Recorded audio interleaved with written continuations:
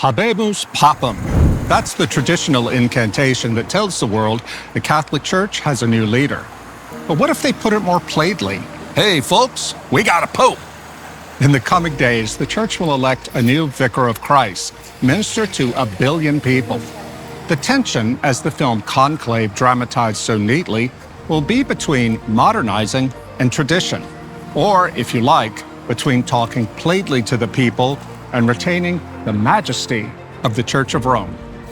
Painting himself as a humble pontiff, Pope Francis took pains to simplify the pontifical ministry, casting aside some of the more ceremonial aspects of his office, preferring a simpler style. He often dubbed traditionalists who prefer the Latin Mass as too stuffy.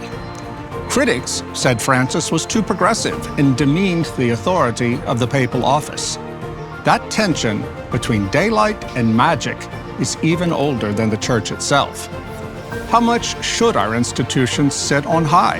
How much reverence should we have for the elite who occupy them?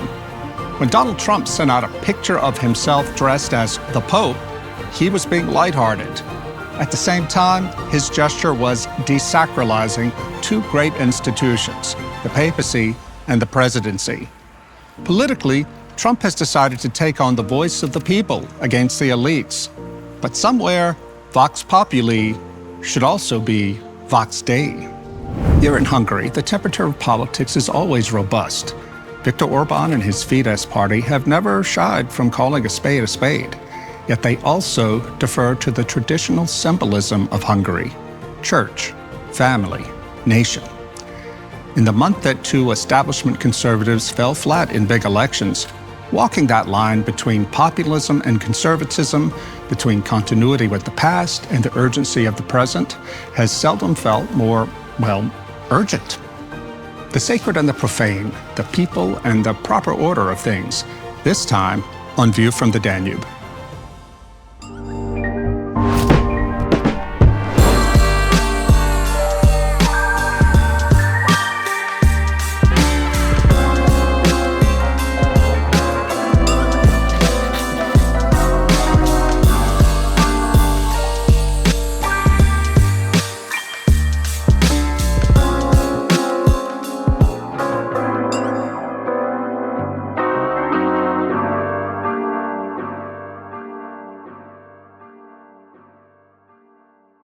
Hello and welcome to this episode of View from the Danube. We're joined today by Lord David Frost, Anthony O'Hare, and our fearless leader here at the Danube Institute, John O'Sullivan. We're lucky today that we have three Catholics on the panel because everybody is talking about the new Pope. Now, I should say, by the time this podcast is released, we may actually have a Pope, but as of this discussion, the black smoke is still in the air over Rome. So I'd like to ask you, though, who should be Pope and what should the next Pope focus on in his papacy? We'll start with you as the newest Catholic here. You just came into the church at Easter. Congratulations. Right. Thank you. Yeah, well, I'm too new to comment, really. Oh, I think in fairness, I mean, I guess I would like to see somebody who, has the best of the last three popes. John Paul's kind of inspirational quality, Benedict XVI's intellectual quality, and Francis's kind of ability to relate and connect and bring people in. But, we're dealing with human beings and nobody's perfect. So the question is, what's the balance between those three things, perhaps? Anthony. Well, I have to say I'm a very poor Catholic and not really in touch with what's going on.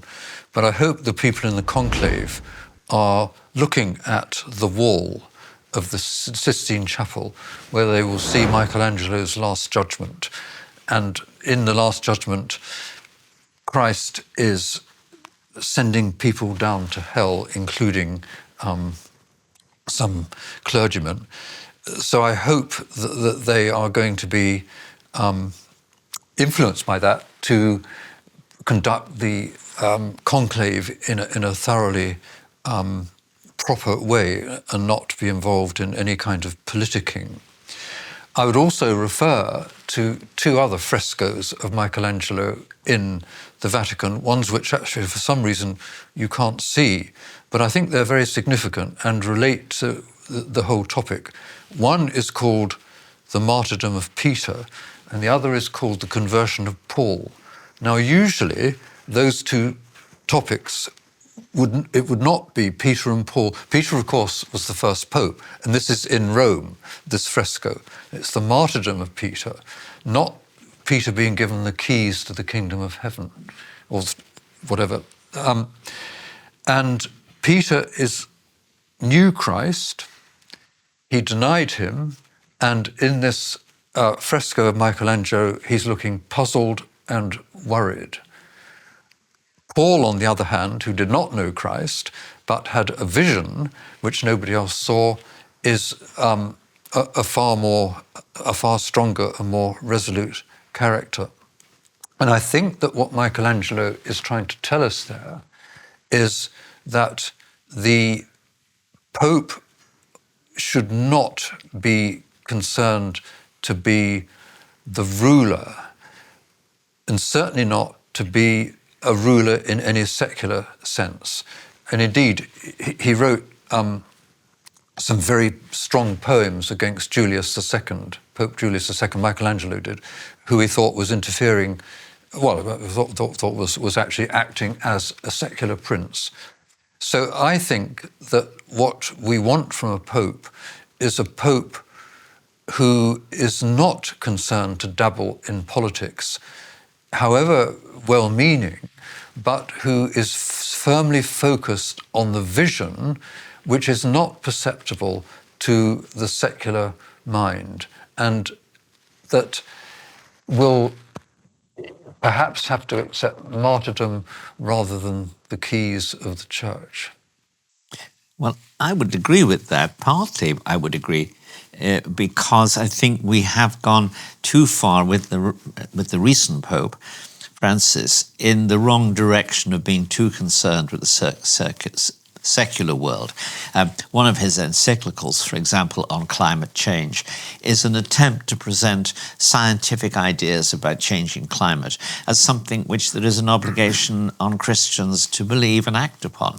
Now, I can certainly see if you Christians have a certain view of climate change, they might very well feel that they have a moral obligation to pursue them.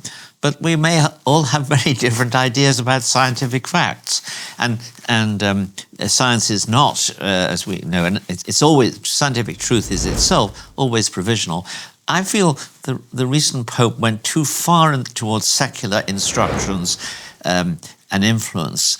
And in a way, it was a correction, as he thought, I think, from Benedict XVI, who had been very much a theological pope, so to speak, and I thought a very good one. I very much admired and liked that pope. I felt I was getting the truths he was presenting to me and urging me to adopt were truths which were clearly derived from Christian tradition and its application to the modern world. And after all, that is what we want from the church. We don't want just simply a revamped version of some progressive orthodoxy. And I think we have had too much of that. I don't want to, that makes me condemn Francis.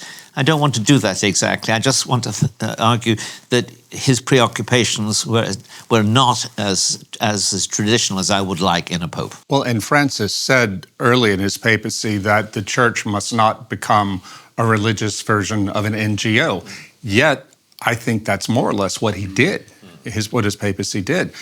I think as the lone non-Catholic here, I have to say that any Christian, and I am a Christian, an Orthodox Christian, any Christian who lives in the West has to be concerned or at least interested in what happens in Rome, because the Catholic Church it gave us the West more than any other institution. And I believe that the health of my own civilization depends in large part on the health of the Catholic Church. And it is not healthy right now. On purely worldly grounds, the Vatican budget is a disaster. The Vatican is broke. Curial reform remains undone. Benedict tried to do it. One reason he resigned, we're told, is because he felt he was too weak and aged to do the hard work of reforming the Curia. Francis tried a bit, didn't succeed.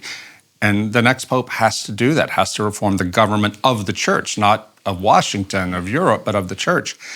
Secondly, we live in a world, certainly in the West, but the rest of the world is going to trend this way in time, in which people are falling away from the faith. In the US, which is much stronger in terms of Catholicism than Europe is, certainly, it's still a place where for every one Catholic or one convert that comes into the Catholic Church, 8 Catholics leave. That's completely unsustainable. So I think the next pope, whoever he is, and I do hope for a conservative, for a traditionalist, has to figure out how to stanch the bleeding, And it's going to be a difficult thing because the fathers of Vatican II in the 1960s, they wanted to fling open the windows to the world and try to make the church more relevant to the world. What they did, though, was allow the barbarians through the gates, so to speak. And so I, too, like you, Anthony, I would expect the Pope, or I would hope the new Pope is much more concerned with the spiritual life of Catholics and of the Church, and less concerned, aside from governing the Vatican city-state, less concerned with feeling that he has to intervene on political issues. Well, this is not a new phenomenon, of course. In the Middle Ages, the popes were secular rulers, and I think a lot of the problems of the church in the time of the Reformation came from that. And if I can just quote Michelangelo again, in one of his sonnets, he says, "Now in Rome they sell Christ's blood by the quart, and they turn chalices into swords." Well, and in Dante's Paradiso, Dante has some of the saints in heaven condemning the Vatican of the day as being so obsessed with church laws that they miss the gospel. Yeah, so I mean, I know we're in a completely different era from the time of the Renaissance, I suppose it was, but I think that the church is still, well, as you just said, I mean, why is it so mixed up in banks and corrupt dealings and in wealth and so on and so forth? Michelangelo belonged to the spirituale. Can I put in a word for Francis? A rather if you must. Unexpected, kind of uninstructed, non-expert word. I mean, one of the reasons why I became a Catholic as opposed to one of the other branches of Christianity was because I see the importance of the history, the doctrine, the kind of intellectual edifice that Catholicism represents, and that's kind of how I think myself. So it naturally appeals to me.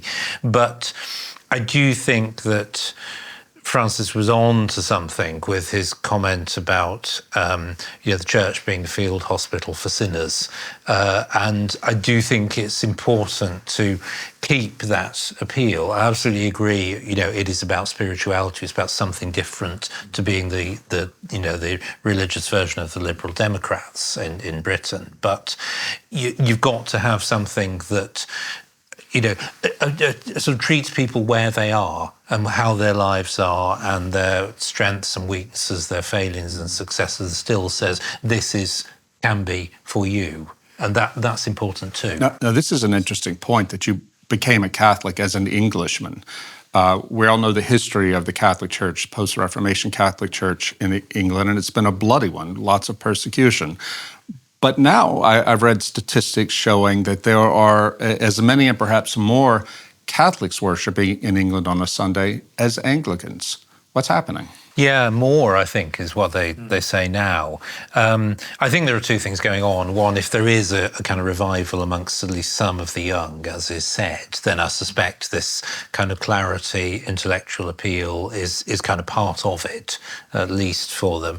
I do think, I'm afraid, it's also the Church of England going downwards and, becoming increasingly indistinct from the rest of society. I mean, I sit in the House of Lords where a number of bishops of the Church of England also sit. And, very often, I'm sorry to say, they simply sound like kind of leftist warriors about social problems and don't explicitly bring a religious perspective to what they say. And, it pains me to say it, but the Church of England has managed for 4 months, or however long it is, without its leading prelate, and nobody seems to mind that much.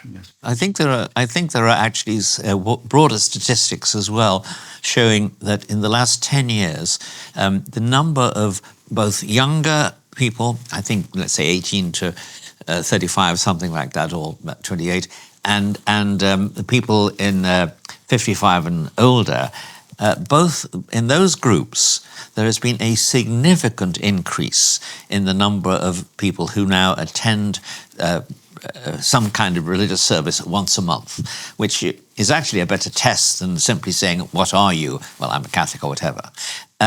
And it's quite a significant one, actually, because among young people, the attendance at services has risen from 12%, I think, to over 20%. That's a very significant increase. Now, at the same time, Christians can hardly rejoice too much, because when you've risen to 20%, it still means 4 out of 5 people don't attend religious services. But they are. But again, it is the Anglicans, and I think those Christians who describe themselves, they are, from our standpoint, perhaps nominal Christians. They don't do much beyond saying, yes, I'm C of E or whatever. But the groups which have increased have been Catholics, most significantly, and evangelicals too, which I think would include Methodists, but also evangelical or Anglicans as well.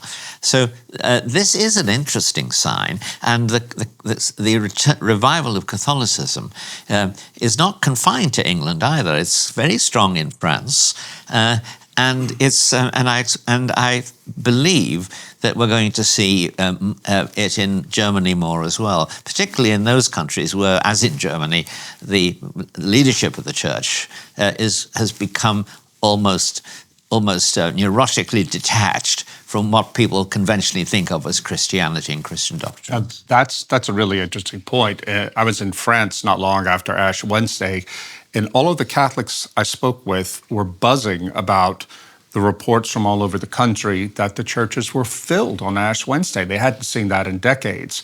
There's a famous pilgrimage that happens every year in June from Paris to Chartres. And it usually draws traditionalist young people, those who prefer the Latin Mass. This year, they had to shut the online reservations or registrations down after the first 2 days because the system was overwhelmed. So something is going on. Young people, a small number, but a significant number, want the church, but they don't want the liberal church of the Vatican II advocates, correct? Why would that be? Well, I don't know, but I would like to, reinforce David's point about the church has to show itself as a haven for sinners, and we have to all recognise original sin, our sins, and the church should be talking more about that and the redemption from it than, as David has just said, than if they were kind of liberal Democrat councillors. Well, yeah, on that point, an Orthodox priest once said to me, a lot of people come to the church seeking healing from the pains of their sins. They see the church as a hospital, as it is.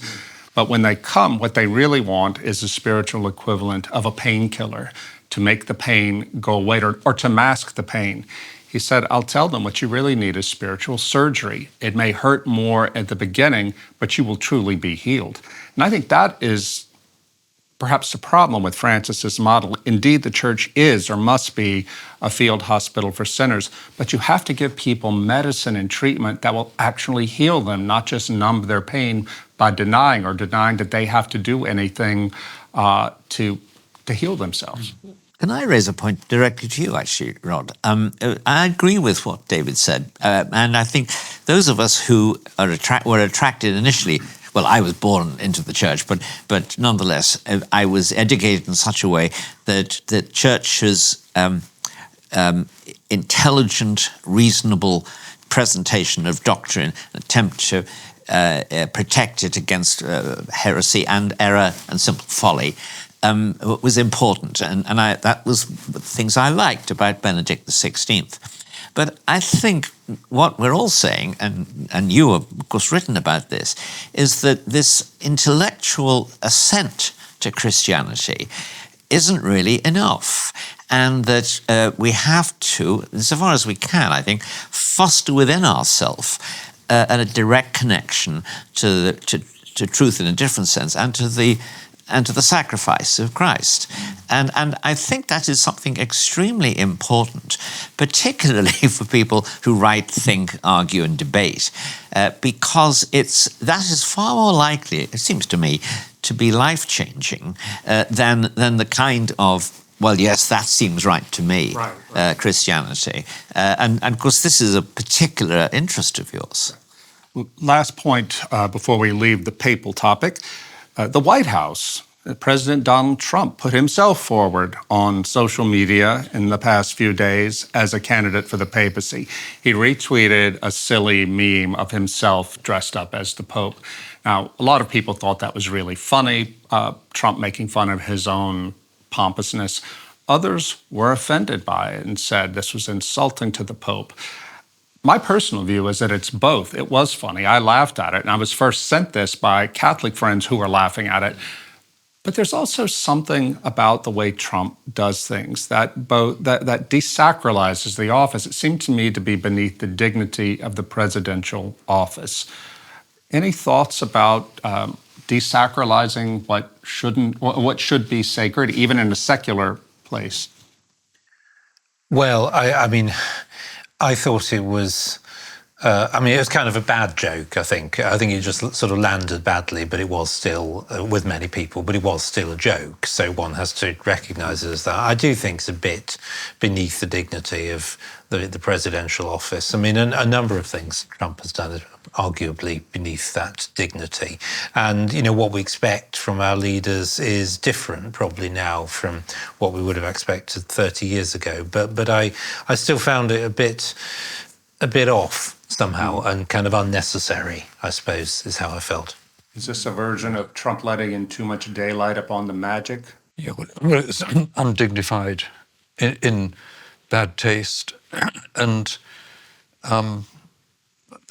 but I think perhaps people might have thought that if the Pope is meant to be a spiritual man who has a clear sense of the sacred, and indeed of human sinfulness, that is just what Trump isn't. Yes, I think I agree with both of those, yeah. I would say Reagan, for example, always refused to appear in shirt sleeves in the Oval Office.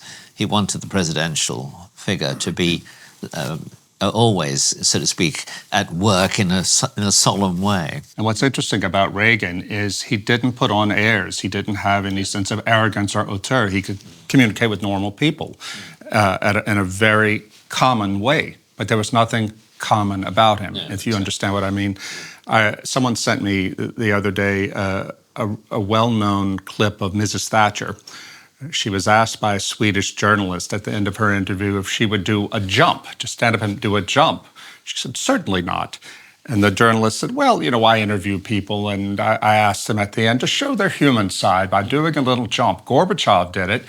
And Maggie was indignant. She said, of course I won't do that. I fought all my life for the dignity of this office and my own dignity, and I will not demean it here.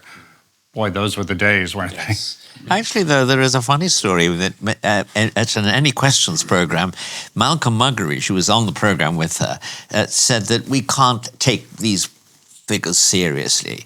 And he went on at length about the absurdity of public figures. And she then said, well, you took yourself seriously over dinner just before we came in the program quite a lot of the time.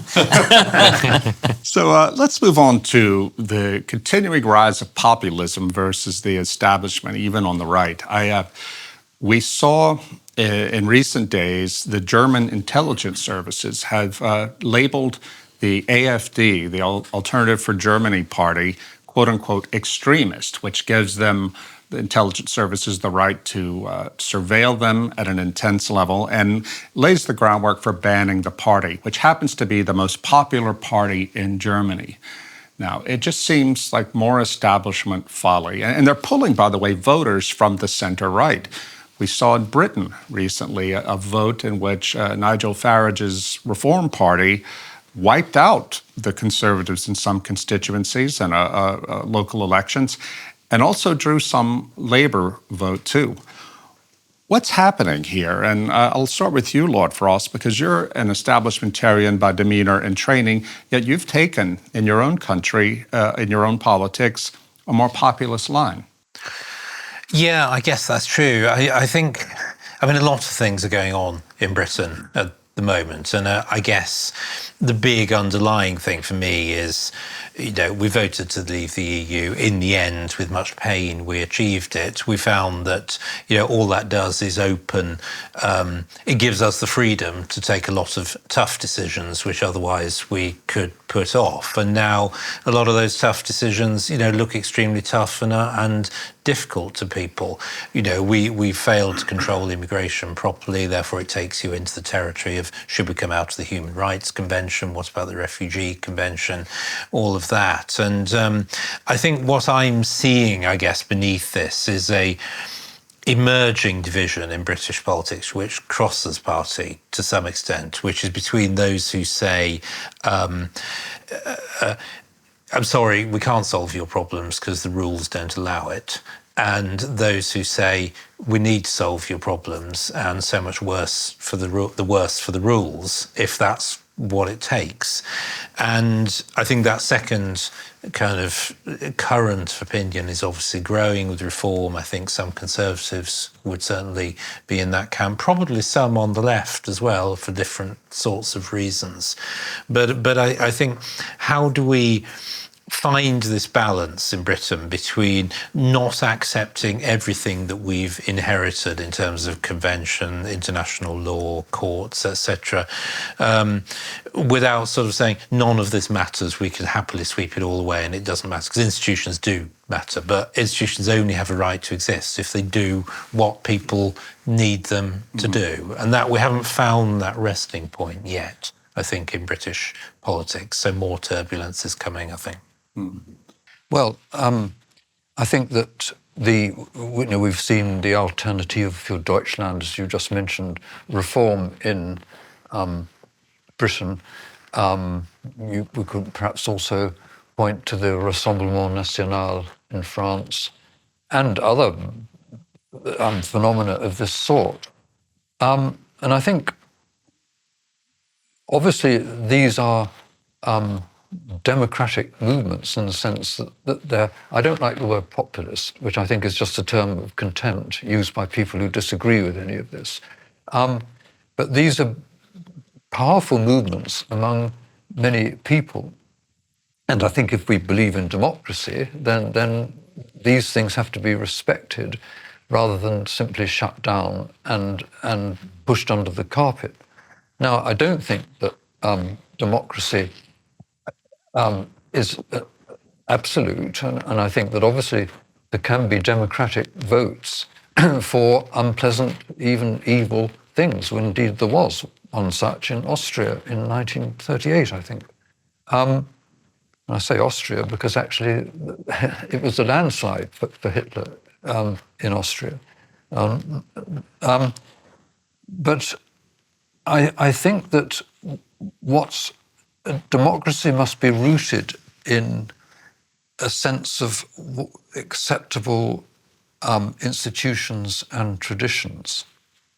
And what people who, at the moment in Europe and in Britain, who are voting for these parties or following these parties, seem to think, and I think with some reason, is that the traditions and institutions of their country are being undermined by the rulers, who often only get into power by getting into coalition with other ones. So there's a kind of sense that a ruling elite is using the mechanism of government to suppress quite strong, and I would say in some cases justified feelings among ordinary people that their own wishes, and not just their own wishes, but their traditions and their loyalty to their own country is being undermined. Well, an American student in Oxford told me recently that, observing UK politics,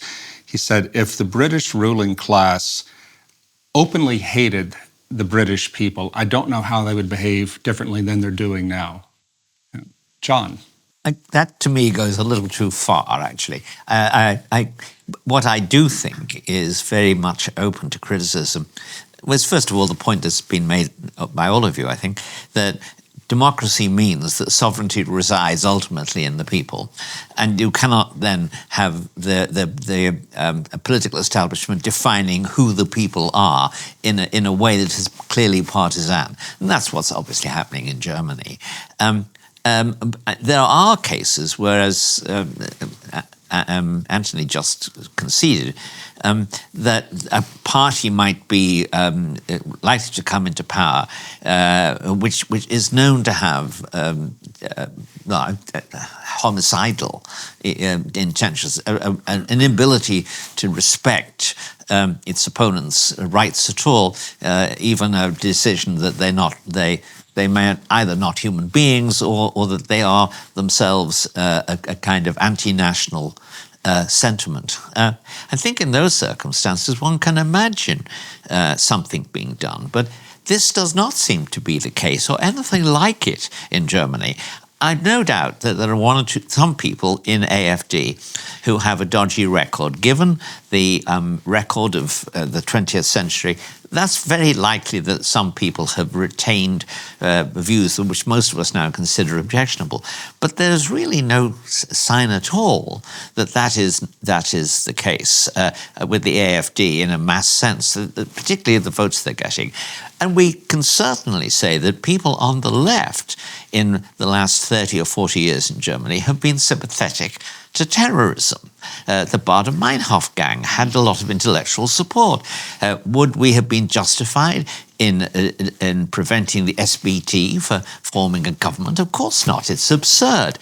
And we could say that in France there's been quite a lot of flirtation with totalitarian ideas on the left in recent years, and none of which produces or evokes this kind of repressive mentality in the political establishment, the government, major parties. So I think we've got to see this not only as a bad idea, but also as an idea motivated by dishonest, bad faith on the part of the parties which are trying to do it. Well, one gets the impression that, speaking of the elites, that if these small L, small d liberal Democrats, if they have to choose between liberalism or democracy, they will take liberalism every time. Yes. Now, in the U.S., Donald Trump carried out an internal coup of the Republican Party establishment. There is no center-right GOP establishment anymore. It's all the party of Trump. We see in Britain, things look very dire for the Tories, the oldest political party in the world. And now you see Tories, including members of Parliament, talking about, will the party even survive this? And someone said this week on Twitter, they said that if the Tories had only stopped mass migration, they'd probably still be in power now, but they didn't do it. Why do you suppose it is that so many of these parties of the center-right, and also of the left, have not done what the people in many countries have said over and over they want to see happen, stopping mass migration?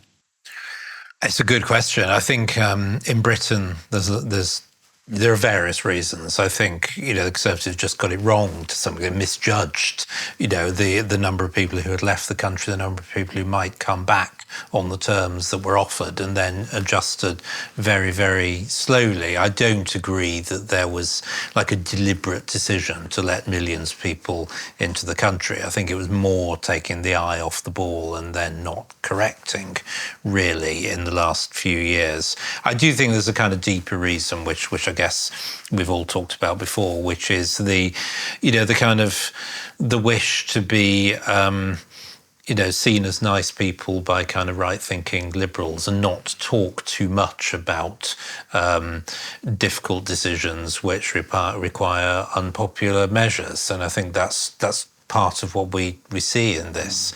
I think the Conservative Party, I'm still a Conservative, just about, and I think its USP is. Unique selling point. What are you getting from the Conservatives that you're not getting from anybody else? I'm not so sure I know myself any longer. It's so divided, so fragmented, so kind of unintellectual and unprincipled in a some literal sense, in the way it approaches politics. What are the driving principles? That is very much up for grabs, and nobody's quite sure. Well, the Conservatives, initially to start with, in coalition with the Liberal Democrats, they were in power, or we were in power, the Conservatives were in power for 15 years. And in those 15 years, it is true that we did get Brexit, although actually against many of the Conservative politicians. Against David Cameron. Well, I think, dare I say, Theresa May? Probably Theresa May as well, I think, yeah. But anyway, observed behaviour. The whole Brexit thing was only rescued by people like David, actually. Yeah. And it was being completely undermined in Parliament. And the Conservative Party wasn't particularly helpful in that way. But anyway, but apart from Brexit, yes, migration has gone on uncontrolled, it seems, for these 15 years. Not just migration, also, if you look at what's happened in education and universities, although there was some good things in school education, at least in the formal sense, teachers have been teaching, and in universities almost universally, to denigrate our own country. Sure. Yeah. This is under 15 years of conservatism. And I think that, I don't know why exactly that's happened. I think perhaps it was just carelessness or not wanting to be bothered, because if you stand up and say that these things are going wrong, you then immediately get accused of racism, and you'll get bitterly attacked in the small circulation Guardian newspaper. I think its circulation is 200,000, isn't it? Well, it seems to have a direct line to the civil service for leaks. And I think people just weren't prepared in the Conservative Party to take the fight that had to be taken. And that's why, very much why, many ordinary people have lost trust in them. Can I just say that the case in which this applies most extraordinarily is that of gender ideology, gender identity theory. After all, the idea that there are two sexes and there's a man and a woman are not, so to speak, interchangeable. One, you can't be born a man biologically and become a woman, etc. Those were not things which were controversial at all until about 15 years ago. And then with extraordinary rapidity, the doctrine that all of these things are, in a sense, arbitrary, and life is, you can, in a sense, change. You can choose your own identity in a lot of ways. You can choose it, obviously, politically. You can cross the floor and so on. But that something as basis of this, as basic to yourself as your sex, that is something which is simply not something you can reshuffle the deck for yourself. And yet, I would say the political class, the media class, the intelligentsia, and the corporate class, they swallowed this wholesale, and they turned people who objected, who said common sense things, into pariahs, and they lost jobs and so on. And that is an extraordinary event. And the tenacity of the people who believe in this within the corporate world and within I would say the legal profession too, and in other parts, is very extraordinary. And we have to ask why that is. Certainly, I don't have the answer to that, by the way, other than that there is a general antinomianism which is spreading through the world, of the Western world anyway. And whenever you try to say, well, what is the basis for this cultural masochism, for this anti-patriotism, for this adoption of these crankish theories, you very rarely, I think, get a very persuasive answer fundamentally. I've never been able to get an article that told me exactly what was the basis for this. Now, since we last gathered around this table, there's been an election in Canada, and the Liberal Party of Justin Trudeau pulled a miracle. I mean, Trudeau had taken the Liberals to 20 points down against Pierre, Poilievre, the Conservative. They dumped Trudeau, got Mark Carney in, and lo, Carney pulled out a victory, a weak victory, nevertheless a victory. One reason he did this was Donald Trump. Donald Trump's mindless trolling of the Canadians, saying, we're going to make you the 51st state. Carney jumped onto that and refashioned himself, though a paid-up liberal, he refashioned himself as a nationalist. Yeah. Are there lessons there for the left and also for the right? Because I think we can see what's coming, that in any future election in Europe or the UK where a populist stands to win, the left and the media are going to hang Donald Trump around their necks. What are the lessons from Carney's victory? I mean, I don't claim to be an expert in Canadian politics, but I mean, what you described seems like is what happened. And, you know, this reinvention of Carney as a Canadian nationalist seems quite kind of odd and implausible to many of us. I was tweeting sarcastically the other day that Carney seemed to have been reading some of my speeches back from 2020, where I talked about sovereignty and independence and all this sort of thing. The language is very reminiscent. I mean, I think the question for Canada is going to be, you know, okay, this is a moment. They're dealing with Trump. They're dealing with his rather odd policy towards Canada. But you know, the politics will move on. It will get back to kind of normal issues. And then how credible is Carney really as a representative of some of the forces we've just been talking about? He's still a liberal. Not very credible at all, I think. Right. So I think Poilievre is right to try and hang on and see if events turn to his advantage. But it's not just in Canada. We've also seen Sir Keir Starmer wrapping himself in the Union Jack. Which you know, a few years ago one would have thought was absolutely impossible, but it's not. Do people find it phony in Britain?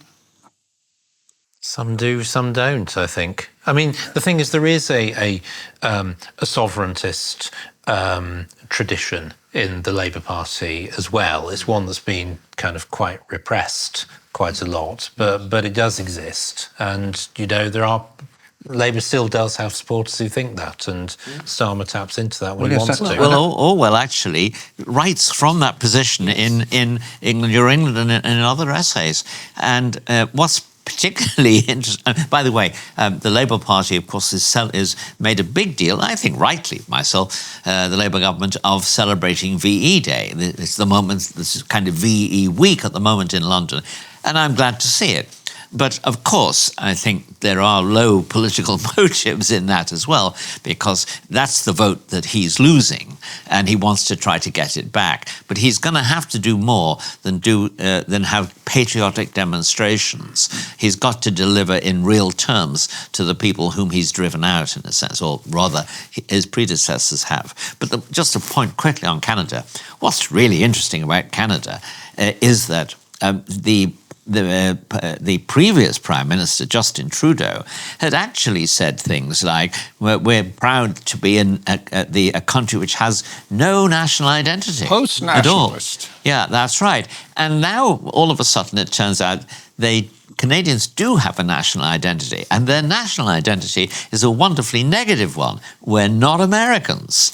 I think there is more to Canada than that. I lived in the country for 2 years. I think it's a wonderful country. And I think there's a kind of an identity which is latent, immanent, and it wants to be transcendent. And I think that should be encouraged. And I think that's something which Poilievre has started to do. I think, by the way, he didn't do badly. He actually slightly increased his vote. It's just that the left vote, the two parties on the left, they coalesced into one. The voters all moved to support the Liberals and abandoned the more progressive NDP because of Trump. And I think, frankly, there's a lesson for that in English Conservatives as well. We don't want to have two parties splitting our vote. I'd like to talk briefly about Trump's announcement the other day that he's going to impose a 100% tariff on films made outside the U.S. Now, what he's trying to do is bring film production back to America. Here in Budapest, we often see Hollywood films being made here because the government gives tax breaks. It's a lot cheaper to film here. The film Conclave, which was very prescient, talking about the mechanisms of a papal conclave. It was filmed in Rome. The Italian government gave film credits there. But plus, there's also a very good reason to film it in Rome. Do you think that is what's wrong with Hollywood, that just forcing production to come back will save Hollywood, which seems to be in real trouble, or is the problem elsewhere? Well, I think that Hollywood has used to dominate the world cinema industry. In a way, it no longer does. For example, in recent years, quite a lot of foreign films which get awards at the Academy and the Academy Awards, once they would have been not noticed at all, and now they become very popular.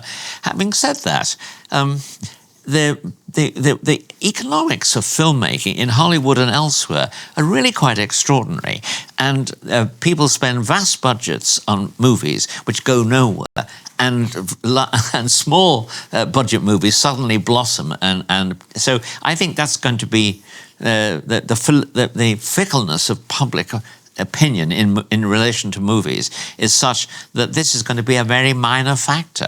The cost of making the movie and the increase for foreign movies.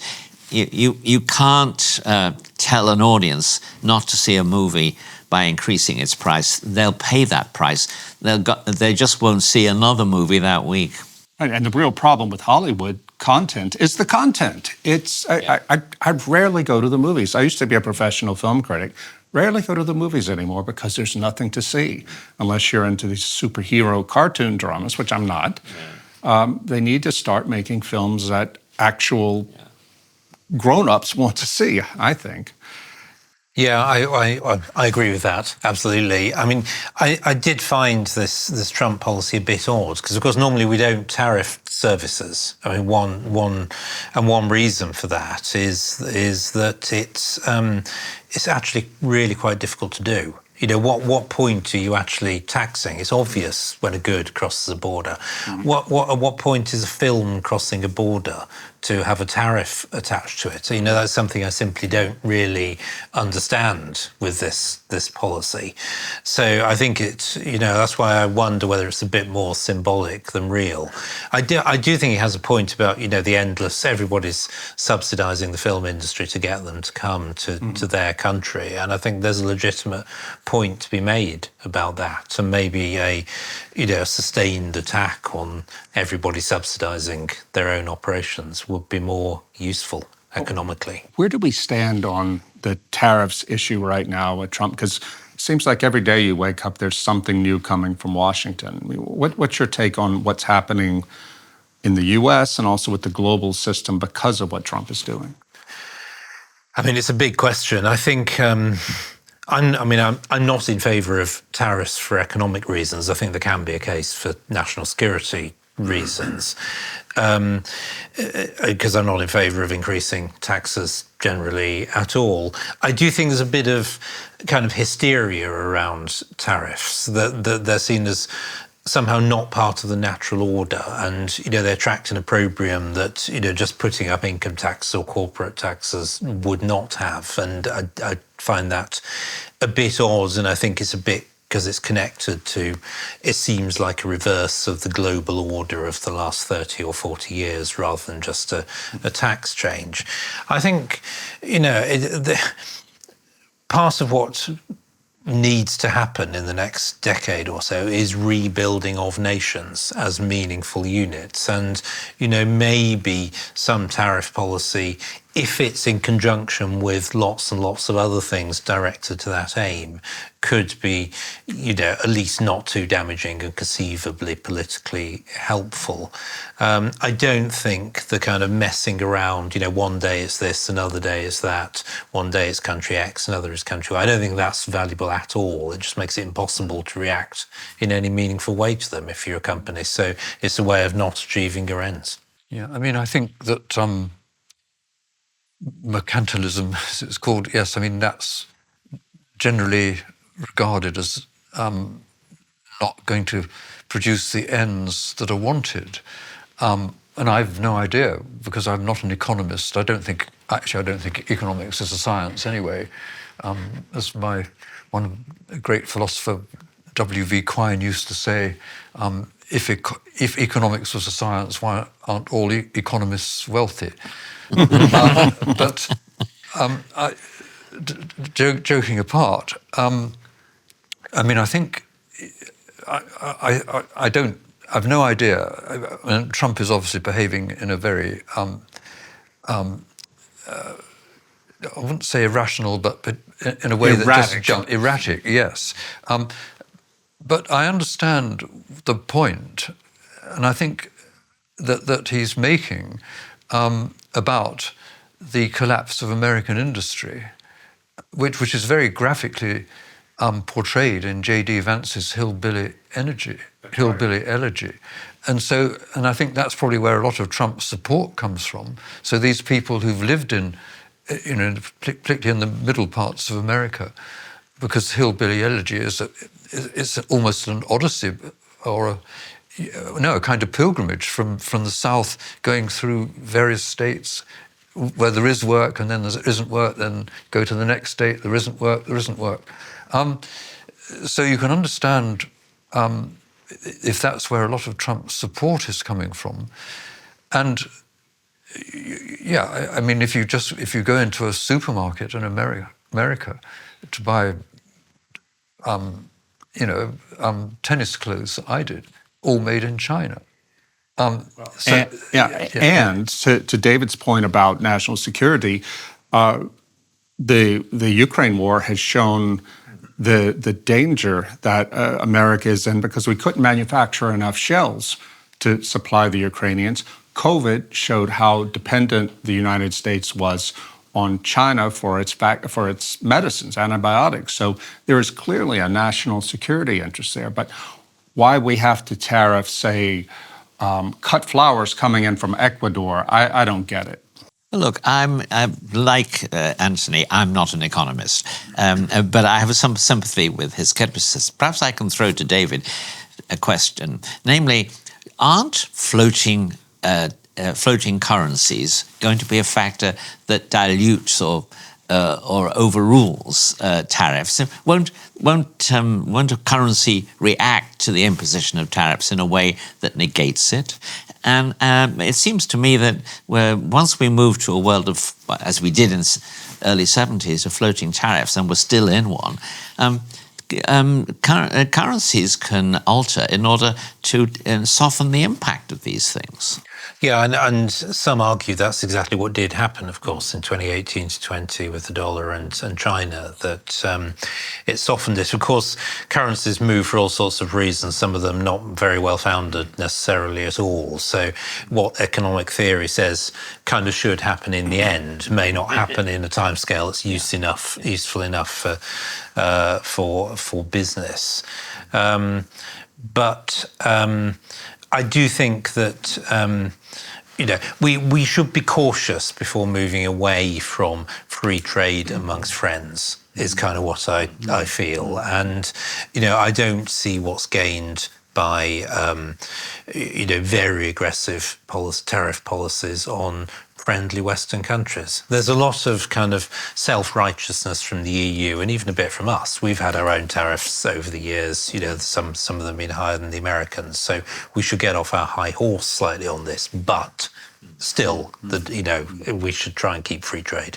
But the EU particularly should get off its high horse because it's one of the most protectionist organizations in the world. And of course, one of the reasons why Trump is doing this is because he wants to force them to in fact reduce their tariffs on US goods. Yes, that's right. And he may succeed on some of it as well.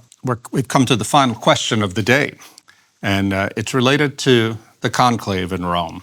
Let me ask you, who is your favorite pope of history?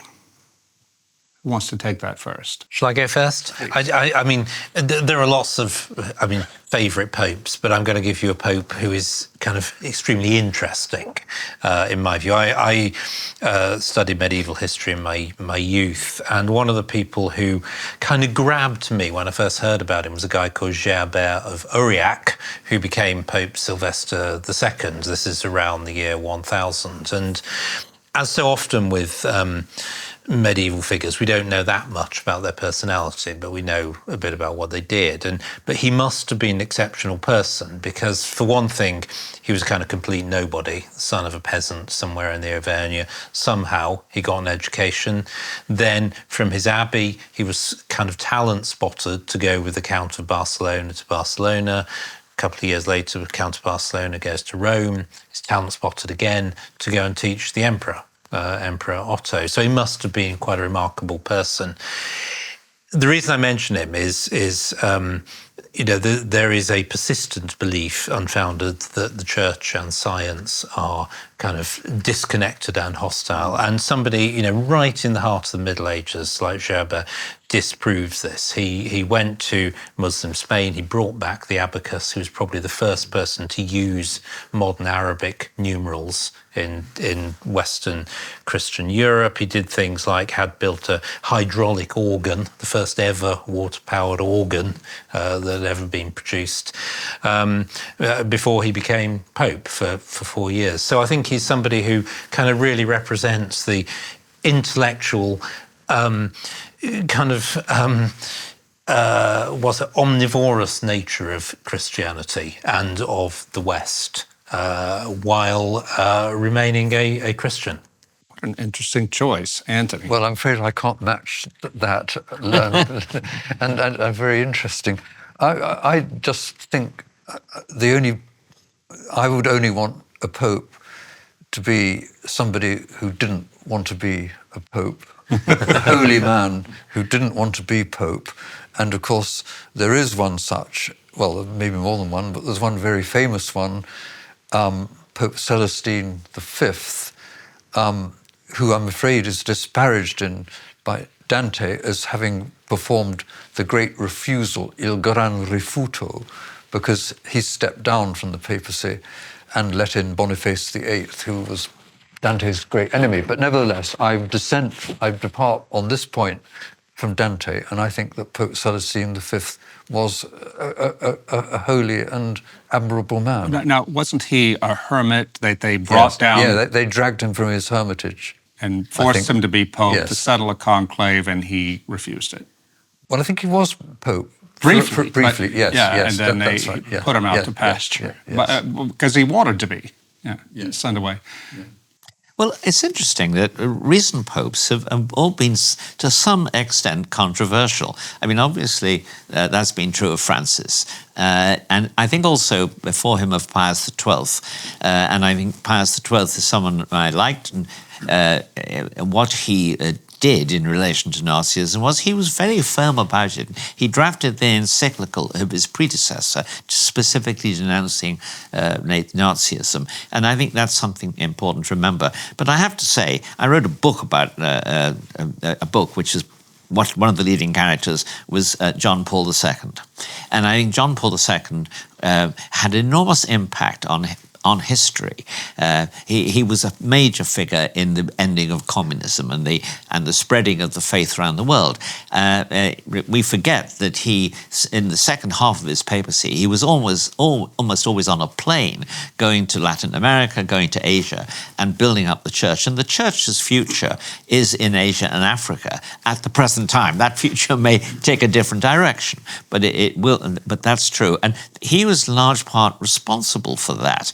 And I was very struck by how people forget. But Andrew Sullivan, a good friend, referred favorably to Francis as a kind of rock star pope in a way, and referred comparing him to John Paul II as someone who was grim or grimly or whatever. Grim? John Paul? So yes, as I remember, that's what he wrote. And I remember when he first came on the scene, he was, in a sense, the rock star pope of the day. Now, I'm not particularly in favour of rock star popes, but there's no doubt that that he managed to evoke a real interest in religion, in the Catholicism. He spread it, and of course, he transformed.